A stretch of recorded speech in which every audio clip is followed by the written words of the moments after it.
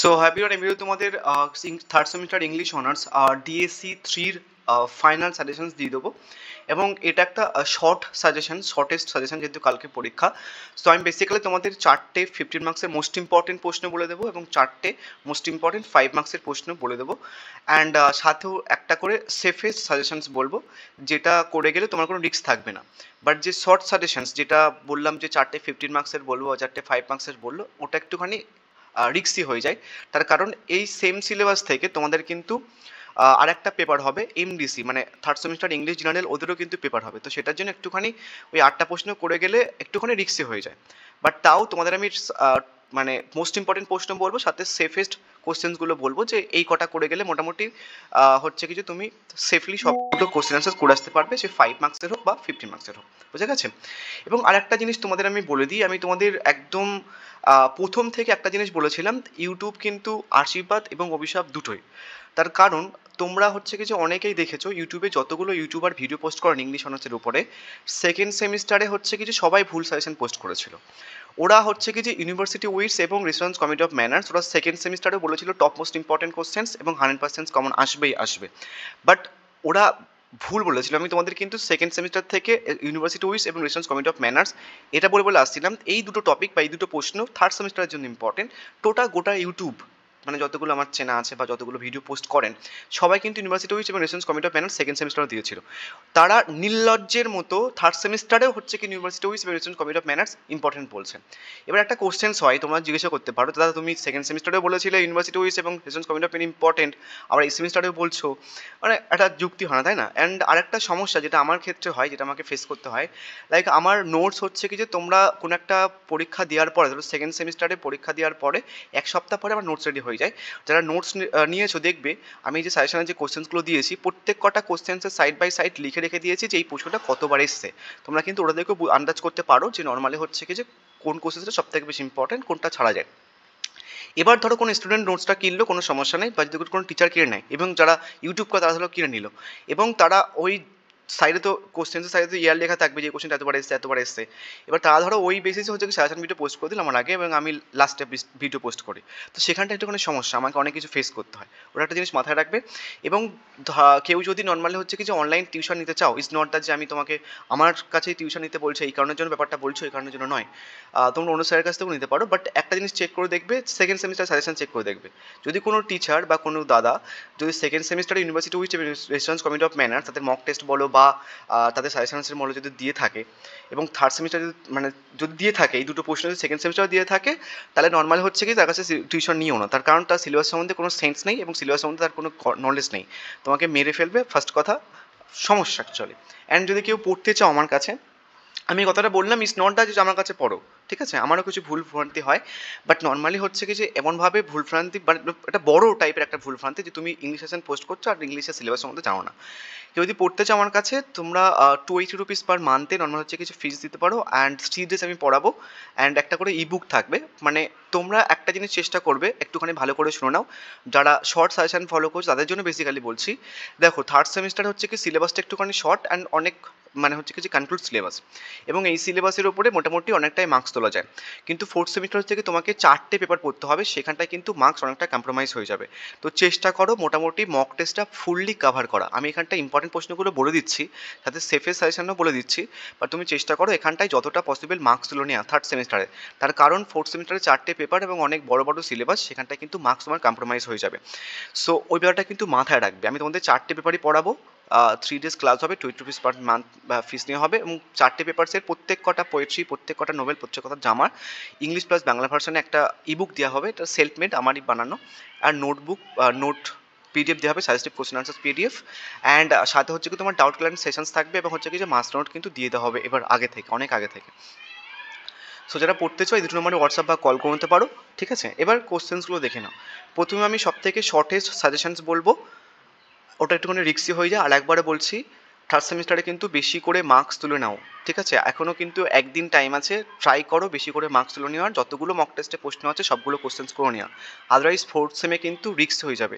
বুঝে গেছে? এবার চলো কোশ্চেন্সগুলো একটুখানি ভালো করে দেখে নাও, অ্যান্ড যে কথাগুলো বলছি সেগুলো হচ্ছে কি যে মাথায় রাখবে। সেকশন 1-এ তোমাদের দুটো সেকশন আছে, একটা সেকশন 1 অ্যান্ড সেকশন 2। সেকশন 2তে হচ্ছে কি তোমাকে অনেক বড় বড় দুটো এই তিনটে জামা প্লে পড়তে হবে, তিনটে। এবং সেকশন 1-এ হচ্ছে কি তোমাদের হিস্ট্রি অফ ইংলিশ লিটারেচার জামা প্রশ্ন আনসার রয়েছে। এই সেকশন 1 থেকে তোমাকে একটা 15 মার্কসের প্রশ্ন আনসার করতে হবে এবং একটা 5 মার্কসের প্রশ্ন আনসার করতে হবে। গ্রুপে এখনও অনেকে রয়েছে যারা এতটাই অলস যে তারা না মক টেস্ট ফলো করছে, না হচ্ছে কোনো সাজেশন ফলো করছে, গ্রুপে জিজ্ঞাসা করছে যে 5 মার্কসের জন্য কোনটা পড়বো, এতগুলো ভিডিও পোস্ট করার পরেও।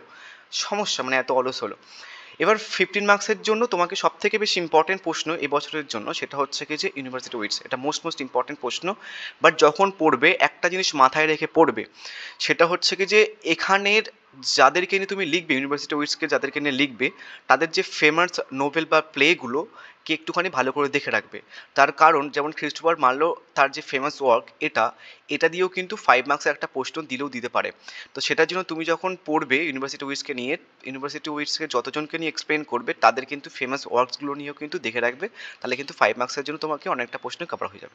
তাহলে 15 মার্কসের জন্য একটা প্রশ্ন আমি তোমাদের বলে দিলাম, এটা মোস্ট ইম্পর্টেন্ট প্রশ্ন। এরপরে কিন্তু সেফেস্ট সাজেশন বলবো, যে সেফেস্ট কোন কোশ্চেন্সগুলো করলে সব থেকে সেফেস্ট হবে, কোনো রিস্ক থাকবে না।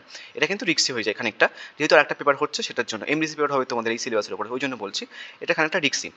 এবার হচ্ছে কি যে 5 মার্কসের জন্য বলে দিই, দেন তারপরে সেফেস্ট সাজেশন বলছি। 5 মার্কসের জন্য তুমি the way of the world করবে, লুক ব্যাক ইন অ্যাঙ্গার করবে, হেনরি কিপসনের ডলস হাউস করবে, এবং হচ্ছে কি যে তোমার এখান থেকে থিয়েটার অ্যাবজার্ভ করবে, এবং যদি পারো তাহলে হচ্ছে কি the importance of being Earnest, Oscar Wilde. এটা করলে ভিক্টোরিয়ান এজটাও কভার হয়ে যাবে তোমার, যদি ভিক্টোরিয়ান এজ দিয়ে প্রশ্ন আসে তাহলে দ্য ইম্পর্টেন্স অফ বিং আর্নেস্টটাও কিন্তু কভার হয়ে যাবে। ঠিক আছে, 5 মার্কসের জন্য বললাম। এবার যেহেতু দুটো প্রশ্ন বলেছি, মানে প্রত্যেকটা সেকশনস থেকে সব থেকে বেশি ইম্পর্টেন্ট হচ্ছে কি the way of the world 5 মার্কসের জন্য, অ্যান্ড হচ্ছে কি যে তোমাদের থিয়েটার অফ অ্যাবসার্ড। এই দুটো প্রশ্ন ইম্পর্টেন্ট, বাট আরও ইম্পর্টেন্ট মানে 5 মার্কসের জন্য সব থেকে বেশি ইম্পর্টেন্ট হচ্ছে ওয়ে অফ দ্য ওয়ার্ল্ড। সেখান থেকে তাহলে দুটো প্রশ্ন সব থেকে বেশি ইম্পর্টেন্ট বললাম, একটা ইউনিভার্সিটি উইথ 15 মার্কসের জন্য, 5 মার্কসের জন্য the way of the world. এবং যদি পারো, যারা রিস্ক নিতে চাইছো, মানে যারা কম সাজেশন বা কম কোশ্চেন করতে চাইছো, এই প্রশ্ন দেখে দিও। তাহলে তিনটে প্রশ্ন আমি বললাম যারা রিস্ক নিতে চাইছো এখান থেকে, সেকশন 1 থেকে। এবার সেফেস্ট সাজেশনসটা বলি, যে সেফেস্ট কোনটা, যাতে তোমার কোনো রিস্ক থাকবে না। তুমি চোখ বন্ধ করে এখান থেকে, যারা রিস্ক নিতে চাইছো তাদের জন্য বলছি, তোমাদের সেফেস্ট সাজেশন বলে দিলাম, রিক্সি সাজেশন বলে দিলাম একদম। সেফেস্ট সাজেশন হচ্ছে কি যে তুমি এ বি সি করবে, এখান থেকে 5 মার্কসের যে কোশ্চেন্সটা এখান থেকে এটা করবে, এবং হচ্ছে কি ইম্পর্টেন্স অফ বিং আর্নেস্ট করবে। তাহলে তোমাদের কটা প্রশ্ন বললাম, 1 2 3, আর হচ্ছে কি যে 4, আর এটা এটা এটা তাহলে 4টে কোশ্চেন্স বললাম মোটামুটি। এটা সেফেস্ট সাজেশনস। শর্ট সাজেশন হচ্ছে কি দা একদম যারা রিস্ক নিতে চাইছো এই প্রশ্নটা, এবং the way of the world, দুটো প্রশ্ন বলে দিলাম। সেফেস্ট প্লাস শর্ট সাজেশন বলে দিলাম, কারো কোনো কনফিউশন থাকলে কমেন্ট বক্সে জানাতে পারো। এবার আমি আসি হচ্ছে কি যে সেকশন 2। সেকশন 2তে তোমাদের অনেক বড় বড় তিনটে প্লে আছে।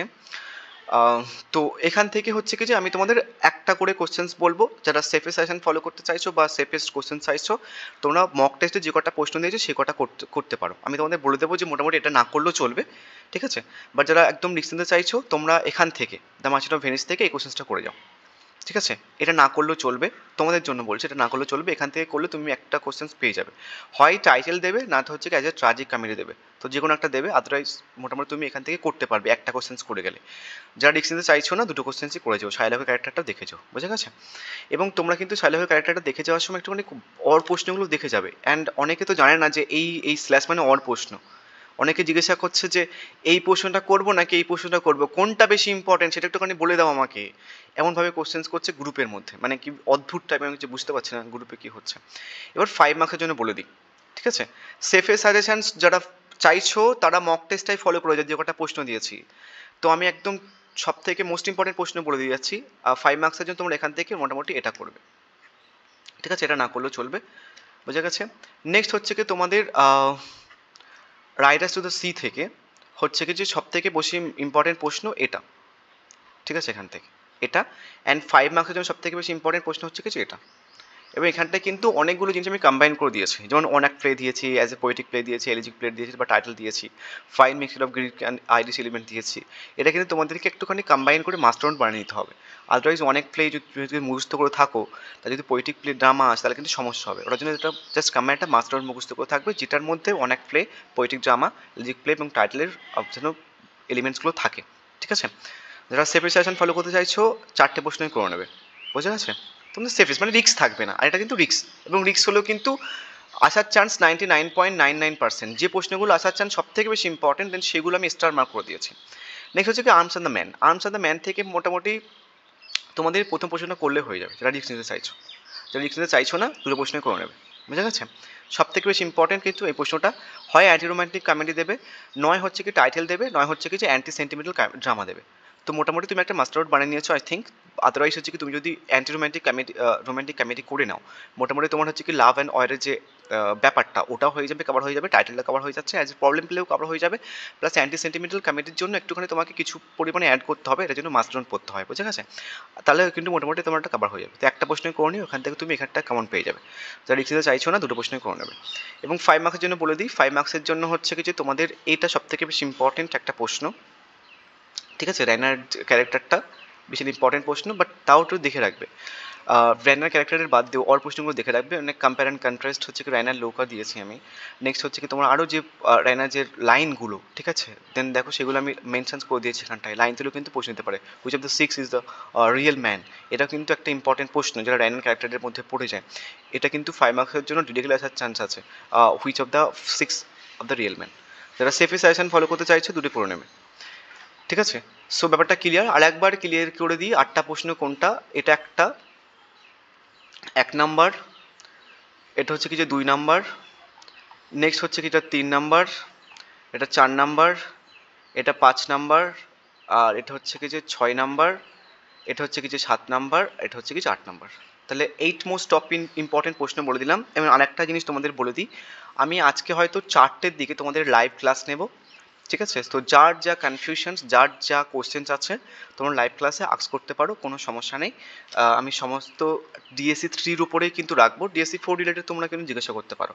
বাট আজকে 4টের দিকে লাইভ ক্লাসটা নেবো আমি, ঠিক আছে? সো লাইভ ক্লাসে জয়েন হয়ে যাও, আমি গ্রুপে লিঙ্ক দিয়ে দেবো। আদারওয়াইজ যারা গ্রুপে নেই, তোমরা হচ্ছে কি যে একটুখানি টাইমটা দেখে রাখো 4টের দিকে। So thank you.